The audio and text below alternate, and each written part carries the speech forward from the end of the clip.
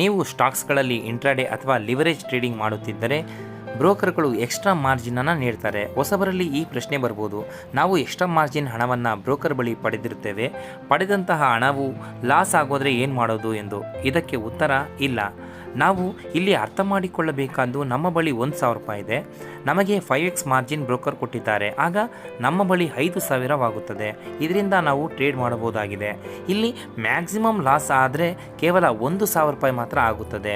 Profit ಎಷ್ಟಾದರೂ ಆಗ್ಬೋದು. ಒಂದು ವೇಳೆ ಈ ಫಿಕ್ಸ್ಡ್ ಪರ್ಸೆಂಟೇಜ್ಗಿಂತ ಹೆಚ್ಚು ಲಾಸ್ ಆಗ್ತಾ ಇದ್ದರೆ, ಅಂದರೆ 1,000ಕ್ಕಿಂತ ಹೆಚ್ಚಾಗುತ್ತಿದ್ದರೆ ಬ್ರೋಕರ್ಗಳು ಸೂಚನೆಯನ್ನು ನೀಡ್ತಾರೆ. ನಿಮ್ಮ ಫಂಡ್ ಬ್ಯಾಲೆನ್ಸ್ನಲ್ಲಿ ಸಾಕಷ್ಟು ಹಣವಿಲ್ಲ, ಹಣವನ್ನು ಹಾಕಿ, ಇಲ್ಲವೇ ಬ್ರೋಕರ್ಗಳು ನಿಮ್ಮ ಪೊಸಿಷನನ್ನು ಎಕ್ಸಿಟ್ ಮಾಡ್ತಾರೆ ಎಂದು.